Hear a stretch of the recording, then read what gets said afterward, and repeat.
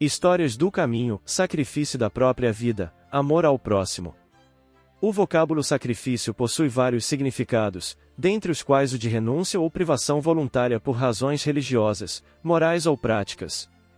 As religiões costumam tratar do tema e o valorizar, sob os mais diversos enfoques. Por exemplo, a passagem bíblica segundo a qual Deus manda Abraão matar seu filho Isaque, Gênesis, capítulo 22. O ato não se consuma, mas o patriarca é elogiado por sua disposição em atender à vontade divina, mesmo à custa do que lhe era mais precioso. Trata-se de uma passagem evidentemente simbólica, que utilizou uma imagem forte para fixar um importante ensino.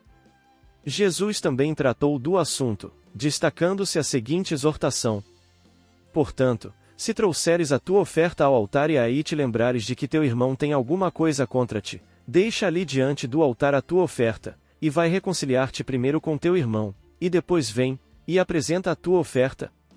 Evangelho de Mateus, capítulo 5, versículo 23 e 24. Allan Kardec pergunta aos imortais, que assim o elucida: qual o meio mais eficiente de combater-se o predomínio da natureza corpórea? Praticar a abnegação. A dádiva difícil. Não avançarás ao longo do caminho, sem doar algo de ti mesmo. Aqui, é o companheiro que te roga assistência fraterna. Além, é o desconhecido que te pede arrimo e esperança. Agora, é o amparo aos desvalidos. Depois, é o socorro aos enfermos. A maneira da embarcação que distribui os valores de que se enriquece, espalharás, seja onde fores, os bens que o Senhor te confia. O pão, a moeda e o agasalho são recursos da terra em tuas mãos. Fácil será sempre mobilizá-los e estendê-los. Atenta, contudo, para a dádiva difícil que sai do coração. O próprio sacrifício, em favor dos outros, é plantação de felicidade no ambiente em que respiramos. Aprende a calar para que teu irmão fale mais alto. Esquece as ofensas alheias, compreendendo que poderiam ter sido perpetradas por ti próprio. Apaga-te para que a luz do próximo seja vista. Dá de ti mesmo em humildade, paciência, brandura, abnegação e amor. Jesus, transmitindo as bênçãos do céu de que se fazia portador, era o médico providencial dos sofredores na região em que se mantinha, mas aceitando o supremo sacrifício de si mesmo, na cruz, converteu-se em divino benfeitor da humanidade inteira. Não ouvides que a renunciação aos próprios caprichos, na exaltação do bem de todos, será sempre no mundo a tua dádiva maior. Emanuel. A morte de Estevão. Apesar das atividades intensas, o moço de Tarso não deixará de comparecer pontualmente em casa de Zacarias, onde, no coração de Abigail, encontrava o necessário repouso. Se as lutas em Jerusalém consumiam-lhe as forças, perto da mulher amada parecia recobrá-las, no doce encantamento com que esperava a realização das mais caras esperanças. Tinha a impressão de que o mundo era um campo de batalha, no qual lhe cabia combater pela lei de Deus. Todavia, como o Eterno era justo e generoso, concederá-lhe, na dedicação da sua eleita, um pouso de consolação. Abigail era o seu mundo sentimental.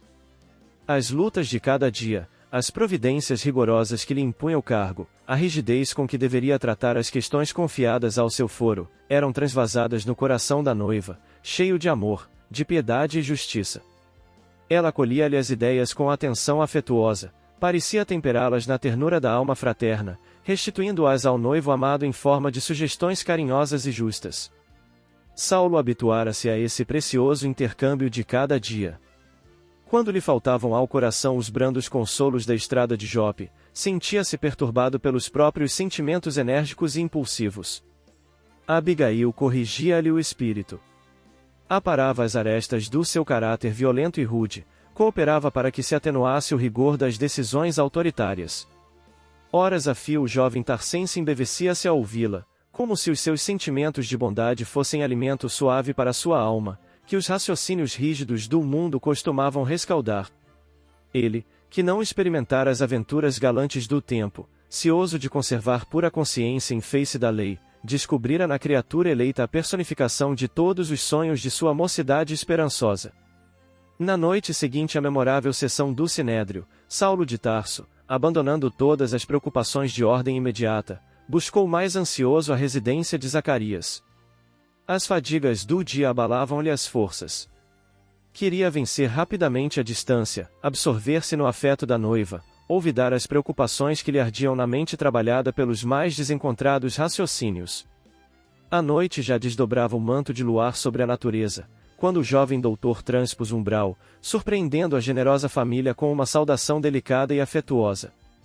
A presença da noiva propiciava-lhe um bálsamo de suave refrigério ao coração. Em breves momentos, parecia reconfortar-se. Tomado de bom humor, agora que as energias interiores descansavam em brandas carícias, narrou entusiasticamente os últimos sucessos. Zacarias, como observador fiel da lei, dava-lhe razões de sobejo no caso das deliberações assumidas. A personalidade de Estevão foi discutida minuciosamente.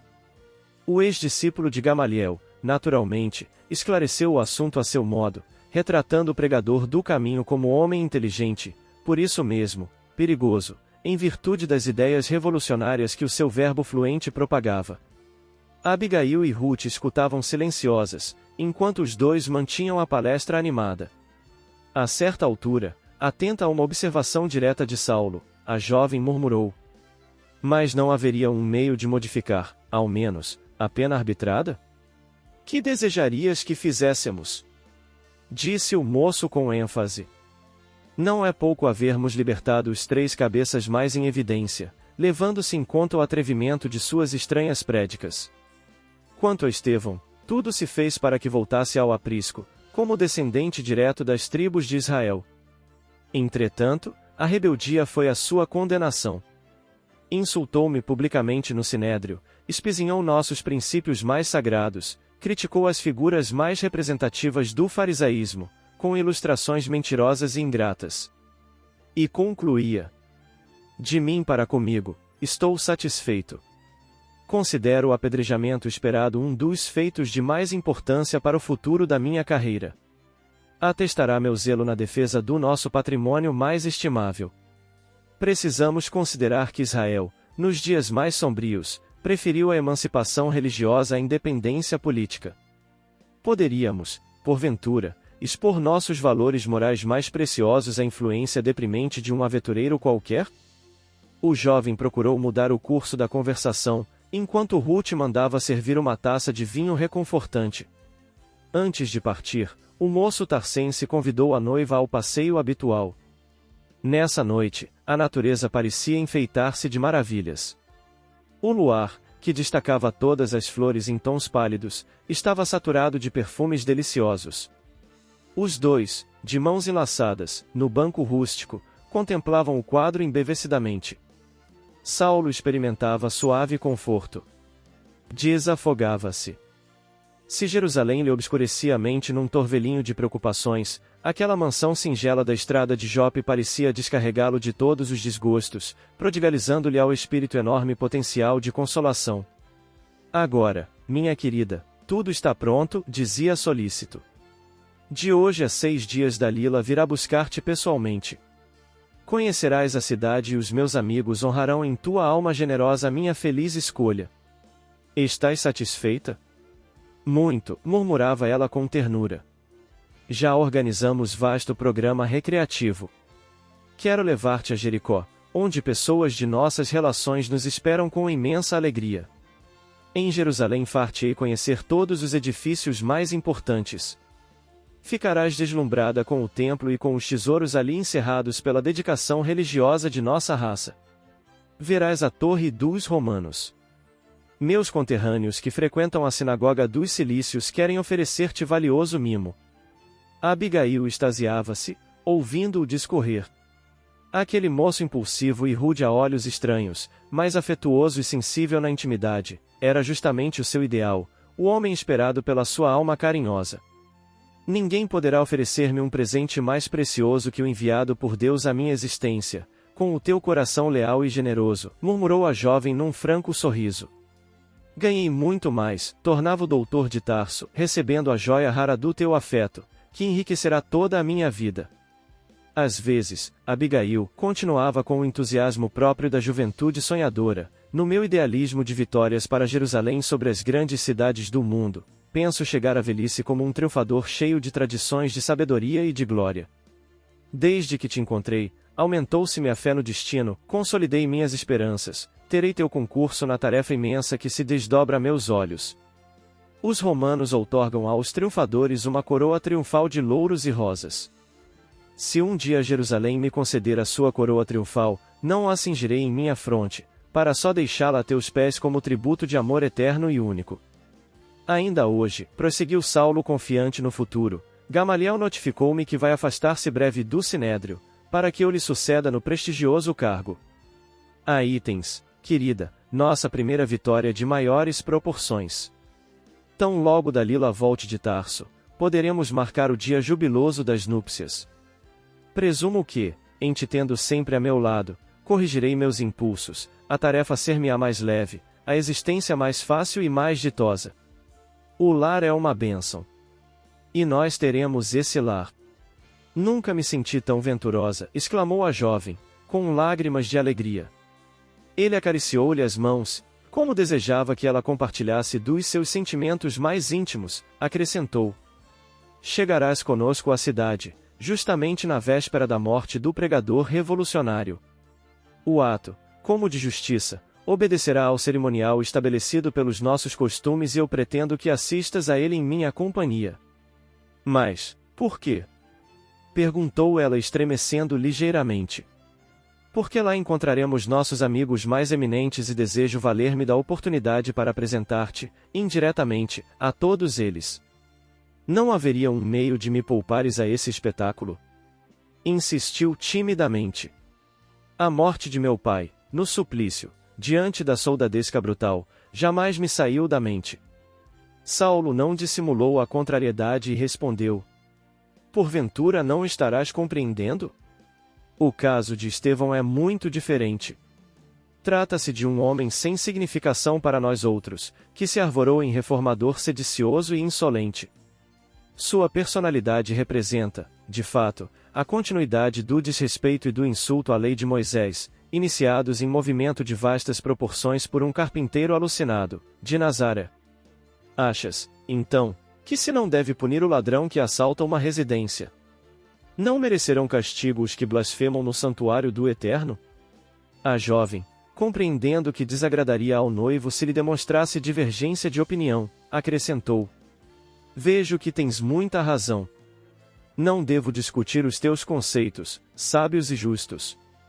Aliás, tenho mesmo a intenção de conquistar a amizade dos teus amigos do Sinédrio, pois não perco a esperança de sua proteção para o caso de Gesiel, logo que se ofereça uma oportunidade para novas pesquisas na Acaia. Mas ouve, Saulo, se permitires, irei quando a cerimônia estiver a findar. Notando a boa vontade conciliatória, o moço tarcense abriu o semblante num belo sorriso de satisfação. Sim, ficamos de acordo. Espero, porém, que assistas a tudo com serenidade, segura de que eu só poderia tomar encargos justos e decisões estimáveis no cumprimento do dever. É lamentável que o prisioneiro se haja mostrado recalcitrante a ponto de me compelir a providências extremas. No entanto, podes crer que tudo fiz por evitar o derradeiro recurso. Empreguei todos os processos conciliatórios para dissuadi-lo de tão perigosas ilusões, mas sua conduta foi de tal modo irritante que toda transigência se tornou praticamente impossível. Trocaram-se ainda, por longo tempo, impressões afetuosas que a noite amiga aguardava, solicitamente, sob o manto luminoso das estrelas. Eram juras cariciosas de um amor imortal, ante a bênção de Deus, tomada como objeto mais alto de seus santificados pensamentos, projetos e esperanças de futuro. Era tarde quando Saulo se despediu, regressando a Jerusalém, de alma feliz. Daí a dias, Abigail, em companhia do noivo e da irmã, demandou a cidade, cujo perfil interessante apresentava novos quadros para os seus olhos. A casa de Dalila, na mesma noite de sua chegada, encheu-se de amigos que iam levar a escolhida de Saulo a homenagem da sua admiração, e a jovem de Corinto a todos seduzia por seus dotes naturais, aliados à sólida e bem cuidada formação de espírito. Sua palavra, cheia de ternura, parecia distanciar-se profundamente das futilidades que caracterizavam a mocidade da época. Sabia aplicar os mais delicados conceitos, no trato de todos os assuntos a que era convocada, tirando formosas ilações da lei e dos escritos sagrados, para definir a posição da mulher em face dos mais íntimos deveres na vida familiar. O doutor de Tarso sentia-se orgulhoso, ao notar a admiração geral em torno de sua personalidade vibrante e carinhosa. Abigail, sintetizando o seu maior ideal, enchia-lhe o coração de maravilhosas promessas. A surpresa dos amigos, que o felicitavam com o olhar, punha-lhe na alma ardente um júbilo novo.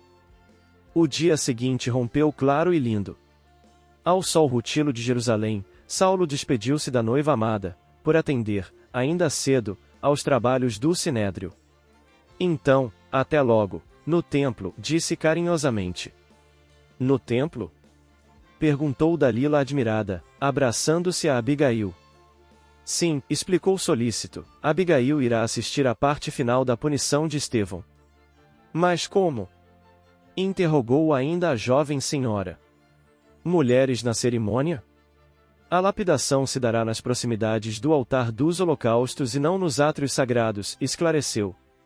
A meu ver, não haverá impedimento de representações femininas, e ainda que isso constitua resolução de última hora, a critério dos sacerdotes, a medida não poderá atingir decisão pessoal de minha parte e eu desejo que Abigail participe do meu primeiro triunfo na defesa dos nossos princípios soberanos. Ambas sorriram, venturosas, observando-lhe as disposições excelentes. Em último recurso, Saulo, disse Abigail num gesto de tranquilidade e ternura, não deixes de oferecer ao condenado uma derradeira oportunidade para salvar-se da morte. Após 2 meses de cárcere, é possível que tenha refundido os sentimentos mais profundos. Pergunta-lhe, mais uma vez, se insiste em insultar a lei. O moço tarcense enviou-lhe um olhar satisfeito e reconhecido, jubiloso por verificar tanta grandeza de coração, e acentuou. Assim farei. Nesse dia, desde muito cedo, o mais alto tribunal de Israel apresentava desusado movimento. A execução do pregador do caminho constituía objeto de largos comentários. Sobretudo os fariseus faziam questão de todos os informes. Ninguém queria perder o angustioso espetáculo. A igreja modesta de Simão Pedro, entretanto, não ousou aproximar-se para qualquer indagação. Saulo, como perseguidor declarado e usando das prerrogativas da investidura legal, mandara anunciar que nenhum adepto do a caminho poderia assistir à execução a efetivar-se num dos grandes pátios do santuário. Longas filas de soldados foram dispostas na grande praça, para dispersar quaisquer grupos de mendigos que se formassem com intuitos desconhecidos, e desde as primeiras horas da manhã, numerosos pedintes de Jerusalém eram corridos das imediações a golpes de chanfalho. Depois do meio-dia, autoridades e curiosos reuniam-se, ávidos de sensação, no recinto do sinédrio, em abafado vozerio. Aguardava-se o sentenciado, que chegou, finalmente, cercado de escolta armada, como se fora um malfeitor comum. Estevão apresentava-se bastante desfigurado, embora o semblante não traísse a peculiar serenidade. O passo tardio, o cansaço extremo, as equimoses das mãos e dos pés, patenteavam os pesados tormentos físicos que lhe eram infligidos à sombra do calabouço. A barba crescida alterava-lhe o aspecto fisionômico, todavia, os olhos tinham a mesma fulgurância de cristalina bondade. Em meio da curiosidade geral, Saulo de Tarso encarou satisfeito. Estevão pagaria, afinal, as incompreensões e os insultos. No instante aprazado, o doutor inflexível fez a leitura do libelo. Antes, porém, de pronunciar a sentença última, fiel ao que prometera, mandou que os soldados empurrassem o condenado até a sua tribuna. Enfrentando o pregador do Evangelho, sem qualquer expressão de piedade, interrogou com aspereza. Estarias disposto, agora, a jurar contra o carpinteiro Nazareno? Lembra-te que é a última oportunidade de conservares a vida. Tais palavras, pronunciadas mecanicamente, soaram de modo estranho aos ouvidos do moço de Corinto, que as recebeu, na alma sensível e generosa, como novos dardos de ironia. Não insulteis o Salvador, disse o arauto do Cristo, com desassombro. Nada no mundo me fará renunciar à sua tutela divina. Morrer por Jesus significa uma glória, quando sabemos que ele se imolou na cruz pela humanidade inteira. Mas, uma torrente de impropérios cortava-lhe a palavra. Basta! Apedrejemo-lo quanto antes! Morte ao imundo! Abaixo o feiticeiro! Blasfemo! Caluniador! A gritaria tomava proporções assustadoras. Alguns fariseus mais irritados, burlando os guardas, aproximaram-se de Estevão tentando arrastá-lo sem compaixão. Entretanto, ao primeiro puxão na gola rota, um pedaço da túnica rafada ficava-lhes nas mãos. Foi necessário a intervenção da força armada para que o moço de Corinto não fosse estraçalhado, ali mesmo, pela multidão furiosa e delirante. Saulo, em altas vozes, ordenou a intervenção dos soldados. Queria a execução do discípulo do Evangelho, mas, com todo o cerimonial previsto.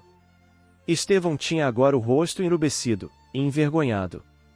Seminu, foi auxiliado por um legionário romano a recompor os sobejos da veste em frangalhos, acima dos rins, para não ficar inteiramente nu. Com a mão trêmula, pelos maus tratos recebidos, procurava limpar a saliva que os mais exaltados lhe haviam esputado em pleno rosto. Forte pancada no ombro causava-lhe intensa dor no braço todo. Compreendeu que lhe chegavam os últimos instantes de vida. A humilhação doía-lhe fundo.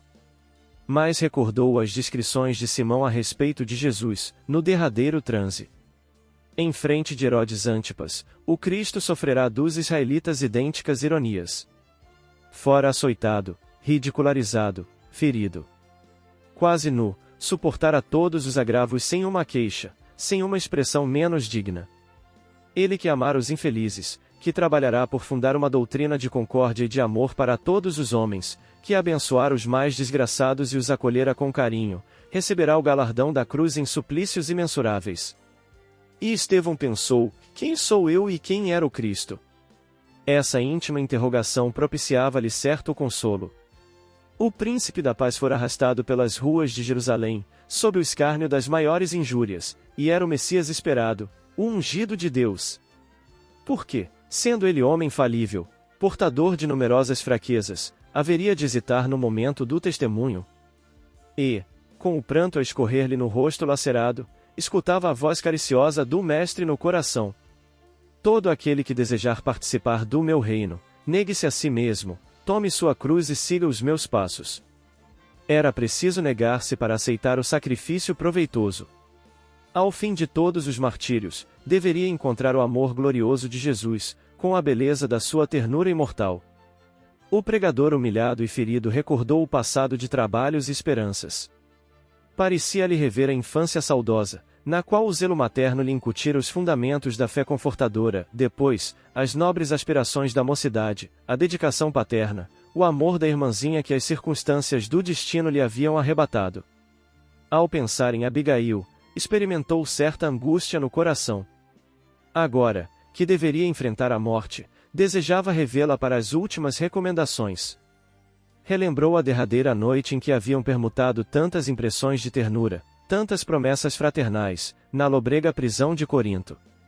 Apesar dos movimentos renovadores da fé, de cujos trabalhos compartilhava ativamente em Jerusalém, jamais pudera esquecer o dever de procurá-la fosse onde fosse. Enquanto em derredor se multiplicavam impropérios no turbilhão de gritos e ameaças revoltantes, o sentenciado chorava com as suas recordações. Socorrendo-se das promessas do Cristo no Evangelho, experimentava brando alívio. A ideia de que a irmãzinha ficaria no mundo, entregue a Jesus, suavizava-lhe as angústias do coração. Mal não saíra de suas dolorosas reminiscências, ouviu a voz imperiosa de Saulo dirigindo-se aos guardas. Algemai-o novamente, tudo está consumado, sigamos para o átrio. O discípulo de Simão Pedro, estendendo os pulsos para receber as algemas, sofreu pancadas tão fortes de um soldado inescrupuloso, que dos pulsos feridos começou a jorrar muito sangue. Estevão, porém, não fez o menor gesto de resistência. De quando em quando, levantava os olhos como se implorasse os recursos do céu para os seus minutos supremos. Não obstante os apulpos e as chagas que o dilaceravam, experimentava uma paz espiritual desconhecida. Todos aqueles sofrimentos do cerimonial eram pelo Cristo. Aquela hora era a sua oportunidade divina. O mestre de Nazaré havia convocado seu coração fiel ao público testemunho dos valores espirituais da sua gloriosa doutrina. Confiante, raciocinava: se o Messias aceitar a morte infamante do Calvário para salvar todos os homens, não seria uma honra dar a vida por ele? Seu coração, sempre ávido de dar testemunho ao Senhor, desde que lhe conhecera o Evangelho de redenção, não deveria rejubilar-se com o ensejo de oferecer-lhe a própria vida? Entretanto, a ordem de caminhar arrancou-o dos mais elevados pensamentos. O generoso pregador do a caminho hesitava nos passos cambaleantes, mas tinha sereno e firme o olhar, revelando desassombro nos derradeiros lances do testemunho. Naquelas primeiras horas da tarde, o sol de Jerusalém era um braseiro ardente. Não obstante o calor insuportável, a massa deslocou-se com profundo interesse. Tratava-se do primeiro processo concernente às atividades do caminho, após a morte do seu fundador. Destacando-se de todas as correntes judaicas ali presentes, em penhor de prestígio à lei de Moisés, os fariseus faziam grande alarde do feito.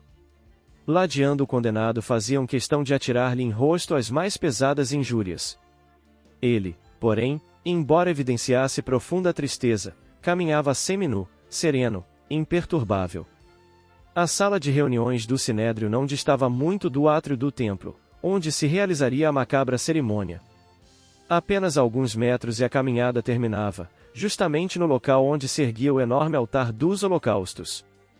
Tudo estava preparado a caráter, como Saulo deixará perceber em seus propósitos. Ao fundo do pátio espaçoso, Estevão foi atado a um tronco, para que o apedrejamento se efetuasse na hora precisa. Os executores seriam os representantes das diversas sinagogas da cidade, de vez que era função honrosa atribuída a quantos estivessem em condições de operar na defesa de Moisés e de seus princípios. Cada sinagoga indicara o seu delegado e, ao iniciar a cerimônia, como chefe do movimento, Saulo recebia um por um, junto da vítima, guardando nas mãos, de acordo com a pragmática, os mantos brilhantes, enfeitados de púrpura. Mais uma ordem do moço tarcense e a execução começou entre gargalhadas. Cada verdugo mirava friamente o ponto preferido, esforçando-se para tirar maior partido. Risos gerais seguiam-se a cada golpe. Poupemos-lhe a cabeça, dizia um dos mais exaltados, a fim de que o espetáculo não perca a intensidade e o interesse.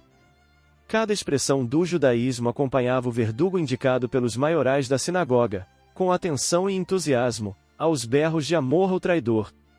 O feiticeiro fere no coração, em nome dos cilícios. Exclamava alguém, do meio da turba. Separa-lhe a perna pelos idumeus. Secundava outra voz impudente.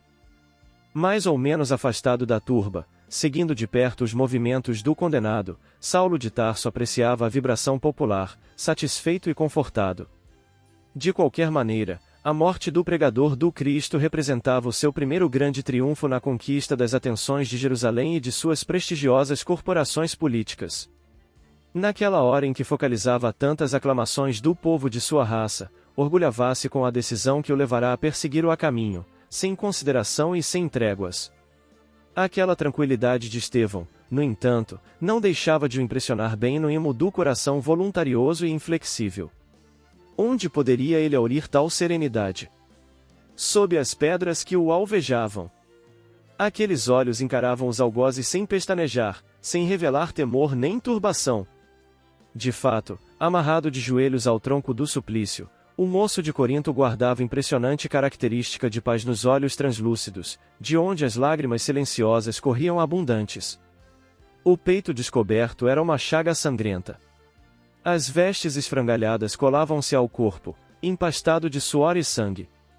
O mártir do caminho sentia-se amparado por forças poderosas e intangíveis. A cada novo golpe, sentia recrudescer os padecimentos infinitos que lhe azorragavam o corpo macerado, mas, no íntimo, guardava a impressão de uma lenidade sublime. O coração batia descompassadamente. O tórax estava coberto de feridas profundas, as costelas fraturadas. Nessa hora suprema, recordava os mínimos laços de fé que o prendiam a uma vida mais alta. Lembrou todas as orações prediletas da infância. Fazia o possível por fixar na retina o quadro da morte do pai supliciado e incompreendido. Intimamente, repetia o salmo Shii de David, qual fazia junto da irmã, nas situações que pareciam insuperáveis. O Senhor é meu pastor. Nada me faltará. As expressões dos escritos sagrados, como as promessas do Cristo no Evangelho, estavam-lhe no âmago do coração. O corpo quebrantava-se no tormento, mas o espírito estava tranquilo e esperançoso. Agora, tinha a impressão de que duas mãos cariciosas passavam de leve sobre as chagas doloridas, proporcionando-lhe branda sensação de alívio. Sem qualquer receio, percebeu que lhe havia chegado o suor da agonia.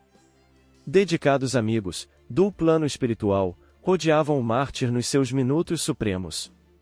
No auge das dores físicas, como se houvesse transposto infinitos abismos de percepção, o moço de Corinto notou que alguma coisa se lhe havia rasgado na alma ansiosa.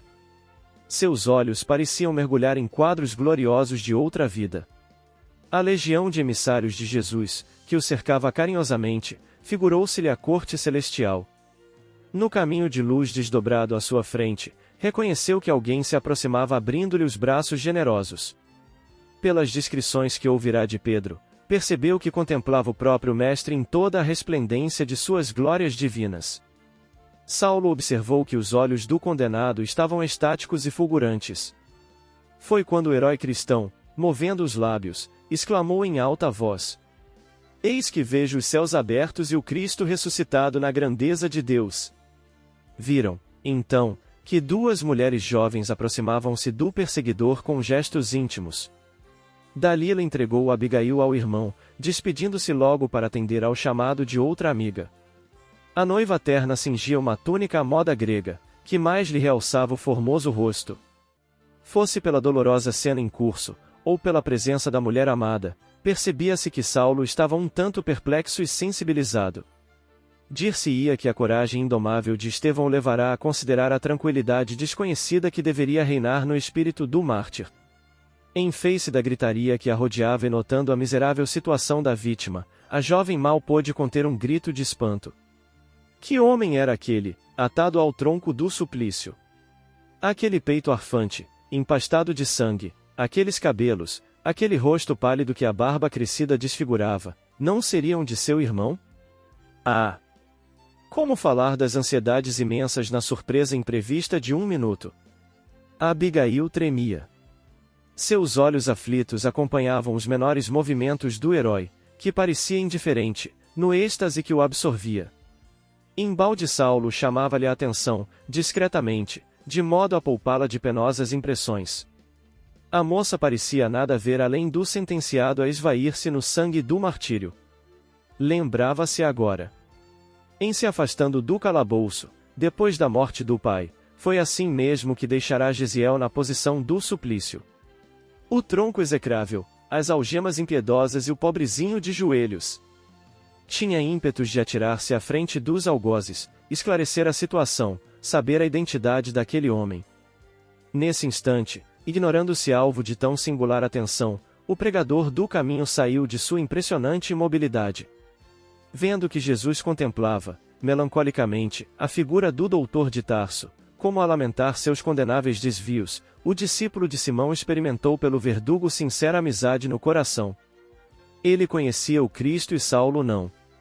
Assomado de fraternidade real e querendo defender o perseguidor, exclamou de modo impressionante: Senhor, não lhe imputes este pecado. Isso dito, voltou os olhos para fixá-los no verdugo, amorosamente. Eis, porém, que divisou junto dele a figura da irmã, trajada como nos dias de júbilo, na casa paterna. Era ela, a irmãzinha amada, por cujo afeto tantas vezes lhe palpitara o coração, de saudade e de esperança. Como explicar sua presença? Quem sabe havia sido também levada ao reino do Mestre e regressava com ele, em espírito, para trazer-lhe as boas-vindas de um mundo melhor. Quis bradar sua alegria infinita, atraí-la, ouvir-lhe a voz nos cânticos de David, morrer embalado pelo seu carinho, mas a garganta já não timbrava. A emoção dominara-o na hora extrema. Sentiu que o mestre de Nazaré acariciava-lhe a fronte, onde a última pedrada abrirá uma flor de sangue. Ouvia, muito longe, vozes argentinas que cantavam hinos de amor sobre os gloriosos motivos do Sermão da Montanha. Incapaz de resistir por mais tempo ao suplício, o discípulo do Evangelho sentia-se desfalecer. Escutando as expressões do condenado e recebendo-lhe o olhar fulgurante e límpido, Abigail não pôde dissimular a angustiosa surpresa. Saulo! Saulo! É meu irmão, exclamou aterrada. Que dizes? Gaguejou baixinho o doutor de Tarso arregalando os olhos, não pode ser. Enlouqueceste? Não, não, é ele, é ele. Repetia a tomada de extrema palidez. É Gesiel, insistia Abigail assombrada. Querido, concede-me 1 minuto, deixa-me falar ao moribundo apenas 1 minuto. Impossível! Replicou o moço, contrafeito. Saulo, pela lei de Moisés, pelo amor de nossos pais, atende, exclamava torcendo as mãos. O ex-discípulo de Gamaliel não acreditava na possibilidade de semelhante coincidência. Além do mais, havia a diferença do nome. Convinha esclarecer esse ponto, antes de tudo. Certo, a falsa impressão de Abigail se desfaria ao primeiro contato direto com o agonizante. Sua índole, sensível e afetuosa, justificava o que a seu ver era um absurdo. Conjugando essas reflexões de um segundo, falou à noiva, com austeridade. Irei contigo identificar o moribundo, mas até que o possamos fazer, cala as tuas impressões. Nem uma palavra, ouviste? É necessário não esquecer a respeitabilidade do local em que te encontras. Logo após, chamava um funcionário de alta categoria, secamente. Manda levar o cadáver para o gabinete dos sacerdotes. Senhor, respondeu o outro respeitoso, o condenado ainda não está morto. Não importa, vai assim mesmo, pois arrancar-lhe-ei a confissão do arrependimento na hora extrema. A determinação foi cumprida sem mais demora, enquanto Saulo mandava servir, de modo geral, aos amigos e admiradores, várias ânforas de vinho delicioso, por comemorarem o seu primeiro triunfo. Depois, sem o carregado, apreensivo, esgueirou-se quase sorrateiramente até a sala reservada aos sacerdotes de Jerusalém, em companhia da noiva.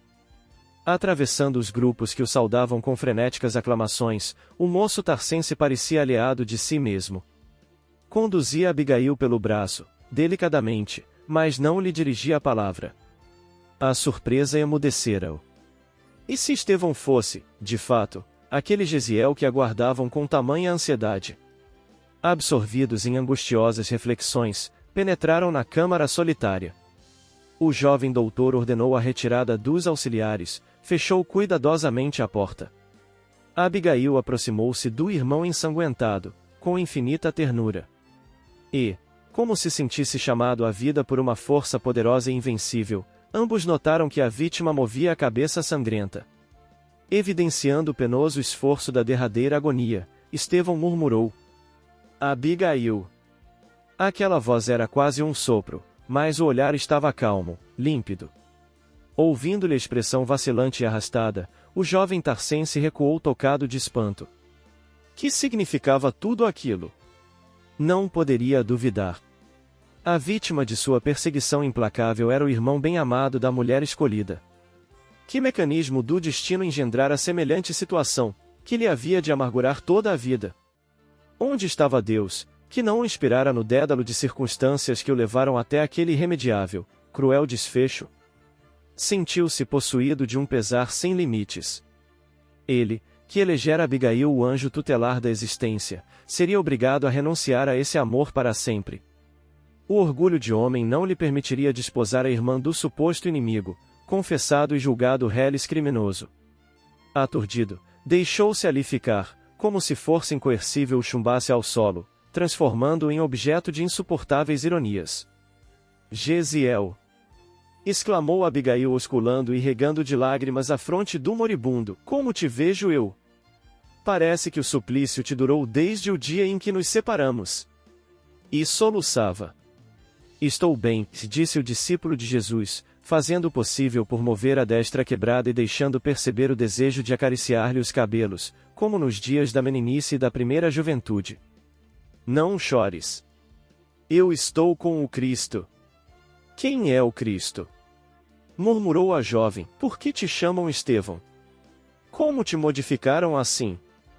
Jesus, se é o nosso Salvador, explicava o agonizante, no propósito de não perder os minutos que se escoavam céleres.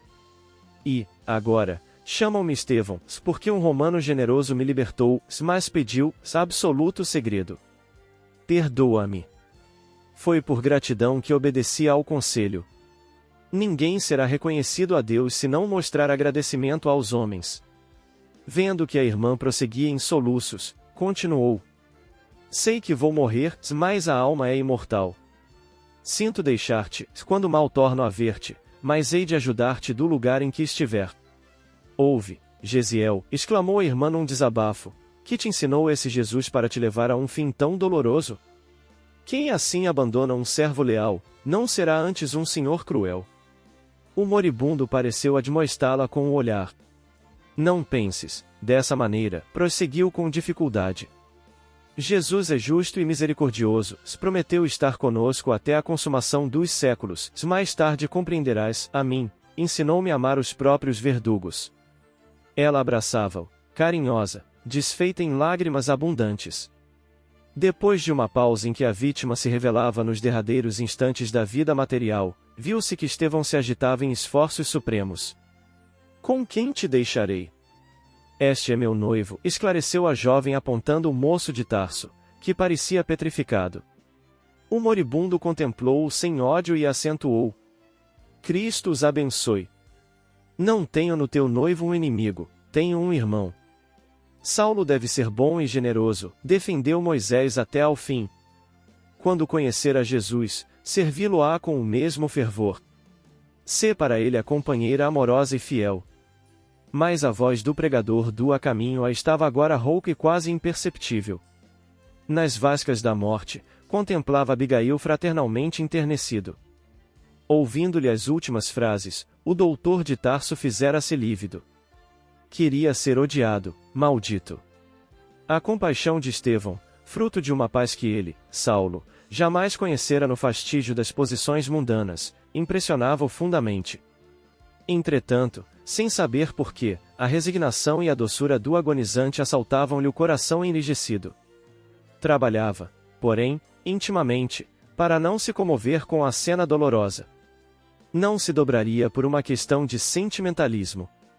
Abominaria aquele Cristo, que parecia requisitá-lo em toda parte, a ponto de colocar-se entre ele e a mulher adorada. O cérebro atormentado do futuro rabino suportava a pressão de 1000 fogos. Desprezar o orgulho de família e eleger Abigail para companheira de lutas, embora lhe não conhecesse os ascendentes familiares.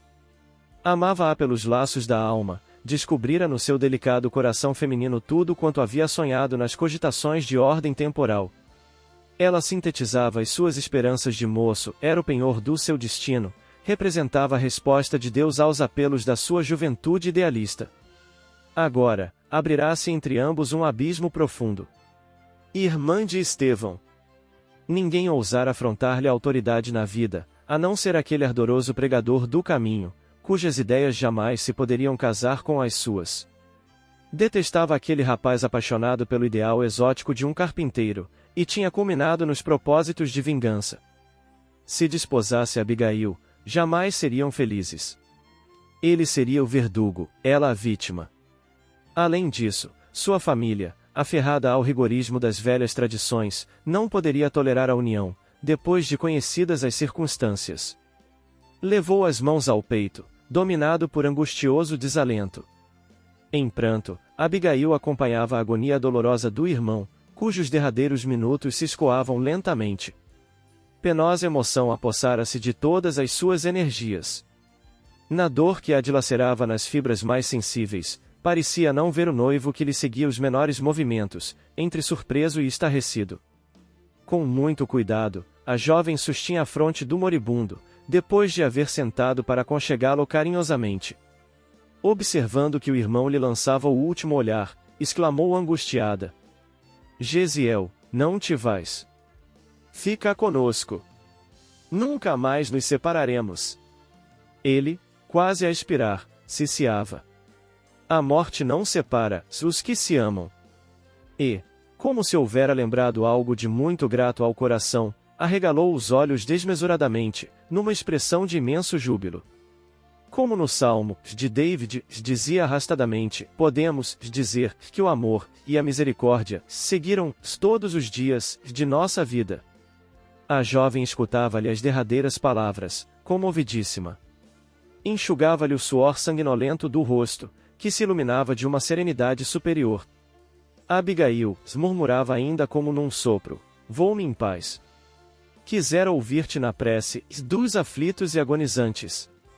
Ela recordou os últimos momentos do suplício do genitor, no dia inesquecível da separação nos calabouços de Corinto. De relance, compreendeu que, ali, outras forças se encontravam em jogo. Não mais Licínio Minúcio e os sequazes cruéis, mas o próprio noivo transformado em verdugo, por um terrível engano. Afagou com mais carinho a cabeça sangrenta. Conchegou o moribundo ao coração como se fosse uma adorável criança.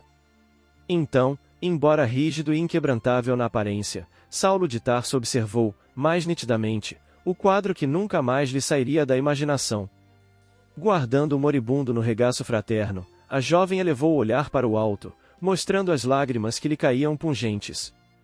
Não cantava, mas a oração lhe saía dos lábios como a súplica natural do seu espírito a um Pai amoroso que estivesse invisível.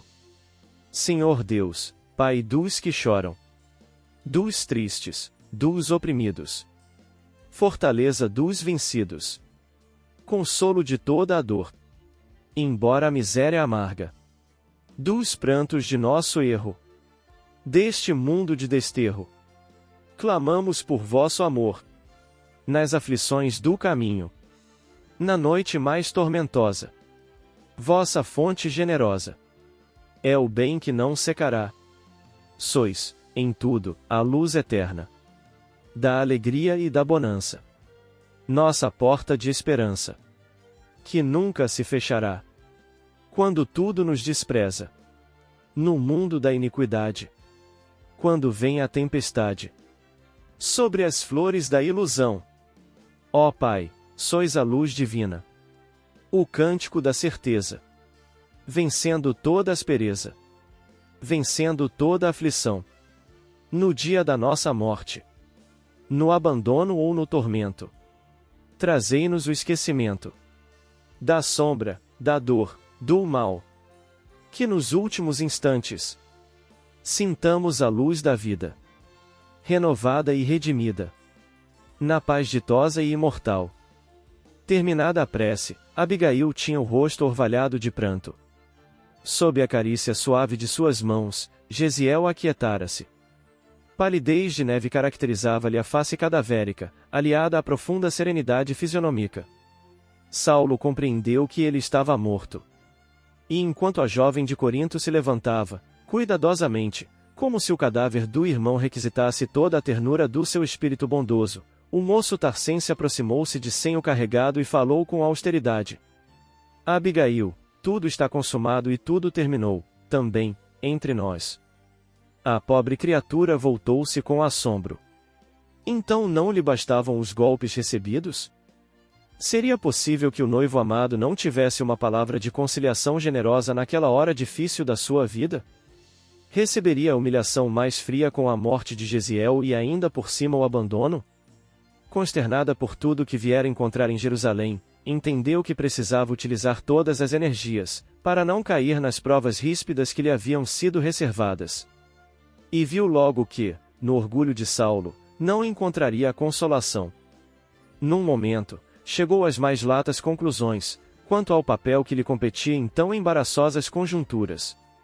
Sem recorrer à sensibilidade feminina, cobrou ânimo e falou com dignidade e nobreza. Tudo terminado entre nós, por quê? O sofrimento não deveria escorraçar o amor sincero. Não me compreendes? Replicou o orgulhoso rapaz, nossa união tornou-se inexequível. Não poderei desposar a irmã de um inimigo de maldita memória, para mim. Fui infeliz escolhendo esta ocasião para a tua visita a Jerusalém. Sinto-me envergonhado não só diante da mulher com quem nunca mais poderei unir-me pelo matrimônio, como perante os parentes e amigos, pela situação amarga que as circunstâncias interpuseram no meu caminho. Abigail estava pálida e penosamente surpreendida. Saulo. Saulo, não te envergonhes perante meu coração. Gesiel morreu estimando-te. Seu cadáver nos escuta, acentuava com doloroso acento. Não posso obrigar-te a desposar-me, mas não transformes nossa afeição em ódio surdo. Sê meu amigo. Ser-te-ei eternamente grata pelos meses de ventura que me deste. Voltarei amanhã para a casa de Ruth. Não te envergonharás de mim. A ninguém direi que Estevão era meu irmão, nem mesmo a Zacarias. Não quero que algum amigo nosso te considere um carrasco. Observando-a naquela generosidade humilde, o moço de Tarso teve ímpetos de estreitá-la ao coração, como se o fizera a uma criança. Quis avançar, apertá-la contra o peito, cobrir-lhe de beijos a fronte bondosa e inocente. Súbito, porém, vieram-lhe à mente os seus títulos e atribuições, via Jerusalém revoltada, tisnando-lhe a reputação de amargas ironias. O futuro rabino não poderia ser vencido, o doutor da lei rígida e implacável, devia sufocar o homem para sempre. Mostrando-se impassível, replicou em tom áspero. Aceito o teu silêncio em torno das lamentáveis ocorrências deste dia, voltarás, amanhã para a casa de Ruth, mas não deves esperar a continuação das minhas visitas, nem mesmo por cortesia injustificável, porque, na sinceridade dos de nossa raça, os que não são amigos são inimigos. A irmã de Gesiel recebia aquelas explicações com espanto profundo. Então, abandonas-me inteiramente, assim? Perguntou entre lágrimas. Não estás desamparada, murmurou inflexivelmente, tens os teus amigos da estrada de Jope. Mas, afinal, por que odiaste tanto a meu irmão? Ele foi sempre bondoso. Em Corinto nunca ofendeu a ninguém.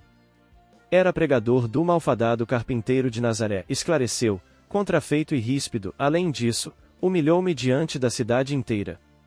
Abigail, compelida pela severidade das respostas, calou-se inteiramente. Que poder teria o Nazareno para atrair tantas dedicações e provocar tantos ódios? Até ali, não se interessara pela figura do famoso carpinteiro, que morrera na cruz, como malfeitor, mas o irmão lhe dissera ter encontrado nele o Messias. Para seduzir um caráter cristalino, como Gesiel, o Cristo não poderia ser um homem vulgar. Lembrava o passado do irmão para considerar que, no caso da rebeldia paterna, conseguirá manter-se acima dos próprios laços do sangue para admoestar o genitor, amorosamente. Se tivera forças para analisar os atos paternos com o preciso discernimento, era preciso que aquele Jesus fosse muito grande, para que a ele se consagrasse, oferecendo-lhe a própria vida ao recobrar a liberdade. Gesiel, a seu ver, não se enganaria. Conhecendo-lhe a índole, do berço, não era possível que se deixasse iludir em suas convicções religiosas. Sentia-se, agora, atraída para aquele Jesus desconhecido e odiado injustamente. Ele ensinara o irmão a bem-querer os próprios verdugos. Que lhe não reservaria, pois, ao seu coração sedento de carinho e de paz. As últimas palavras de Gesiel exerciam sobre ela uma influência profunda. Abismada em profundas cogitações, notou que Saulo abrirá a porta, chamando alguns auxiliares, que se precipitaram por cumprir-lhe as ordens. Em poucos minutos os despojos de Estevão eram removidos, enquanto amigos numerosos cercavam o jovem par, expansivamente loquazes e satisfeitos. Que é isto? Perguntou um deles a Abigail, ao notar-lhe a túnica manchada de sangue.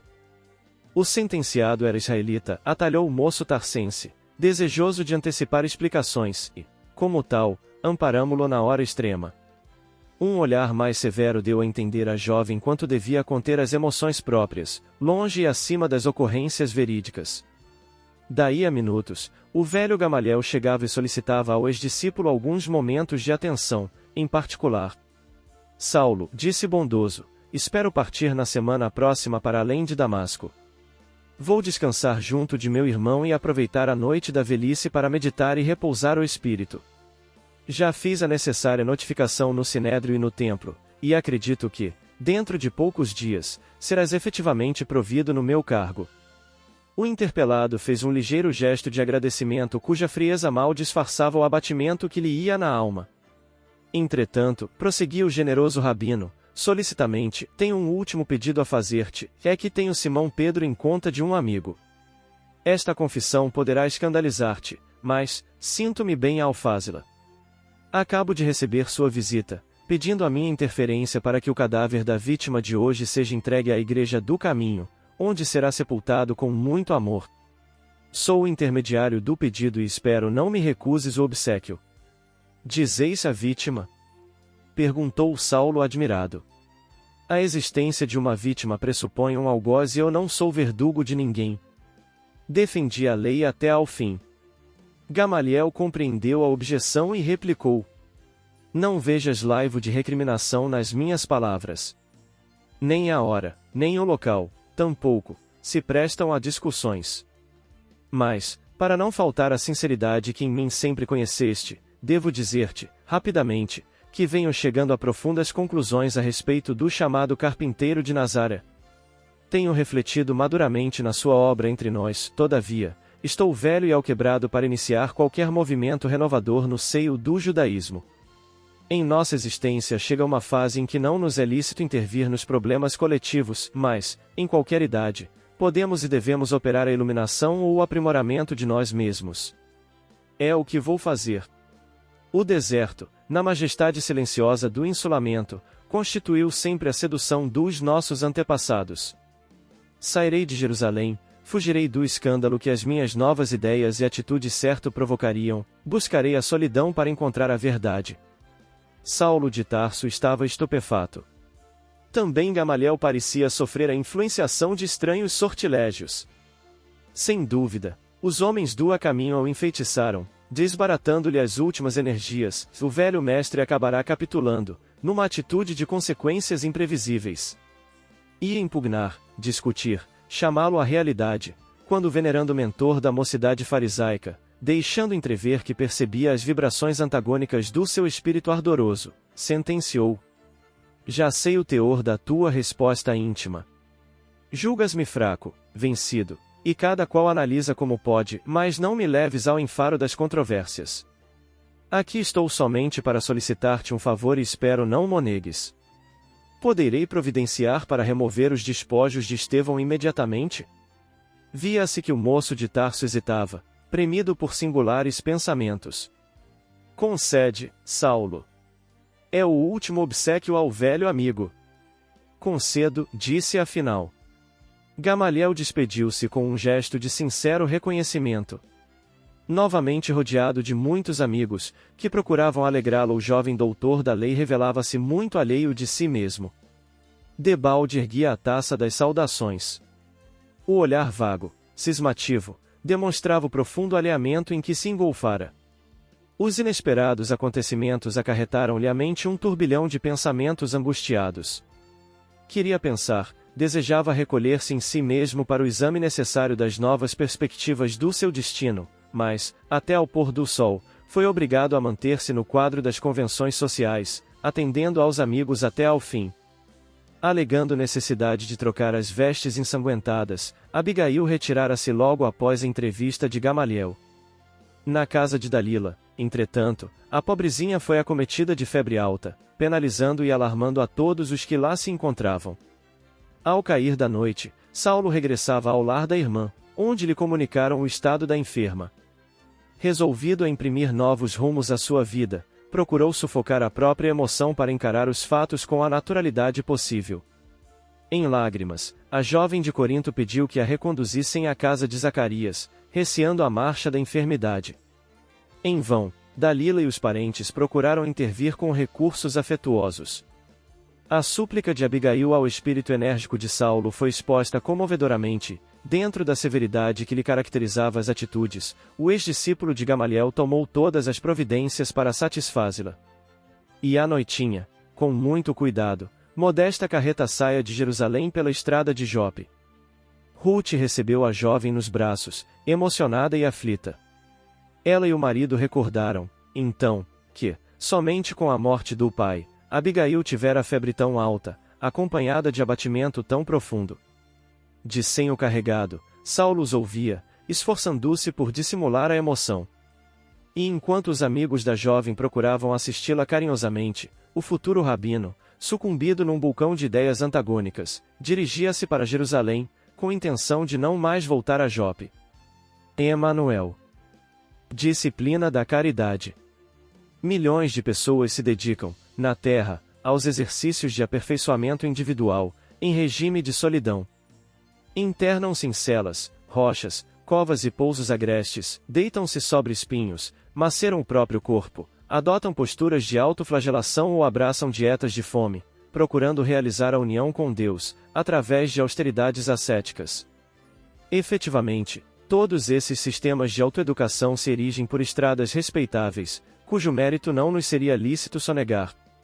Entretanto, com Jesus, podemos esposar onde estivermos a disciplina da cruz, melhorando a nós próprios e amparando os outros. Não teremos de enfrentar o jejum de sacrifício, mas seremos naturalmente chamados a severas restrições da alma com a renúncia ao apoio e ao afeto de seres queridos que nos reclamam abnegação e carinho para entenderem a vida com segurança. Não estaremos compelidos à reclusão nos ermos, no entanto, em muitos lances da existência, sofreremos ostracismo no próprio lar, exemplificando tolerância e devotamento. Não tentaremos repousar sobre pregos e espinhos, entretanto, carregaremos na alma, bastas vezes, incompreensões e provas convertidas em estiletes invisíveis de angústia, e não nos veremos induzidos a exercícios que demandem tormentos corpóreos, mas, em muitos episódios do dia a dia, nos reconheceremos constrangidos ao esforço constante nas obras do bem, frequentemente, diante daqueles mesmos que nos agridem os melhores propósitos de elevação. Se aspiras a encontrar libertação e burilamento, abraça a cruz de provas que a existência no mundo te oferece, e, seguindo as rotas do Cristo, na disciplina da caridade, jornadearás sempre em caminho certo, porque o amor estará sempre contigo por fonte de vida e luz a brilhar. Emmanuel. A felicidade não é a ausência de conflito, e sim a habilidade de lidar com ele. Uma pessoa feliz não tem o melhor de tudo, mas ela torna tudo melhor. Comentários finais. A abnegação por amor, também chamada de amor abnegado, é a atitude de renunciar a si mesmo em benefício do outro, demonstrando um amor que não busca o próprio interesse, mas sim o bem-estar e a felicidade do outro. É um ato de sacrifício e generosidade, onde o amor fala mais alto que o ego e o interesse pessoal. Assim exemplificou entre nós nosso amado Mestre e Senhor Jesus. Vem Archote de luz, vem Jesus, viva Jesus! Nascer, morrer, renascer ainda e progredir sempre, tal é a lei. Base bibliográfica. O Livro dos Espíritos, Allan Kardec, parte 3ª, das Leis Morais. Capítulo 12, da Perfeição Moral. As Paixões. Questão 912. Mais perto, pelo Espírito Emmanuel, Médium Francisco Cândido Xavier, capítulo 10, a dádiva difícil. Paulo e Estevão, pelo Espírito Emmanuel, Médium Francisco Cândido Xavier, primeira parte, capítulo 8, a morte de Estevão. Servidores no além, autores diversos, pelo Espírito Emmanuel, Médium Francisco Cândido Xavier, capítulo 22, disciplina da caridade.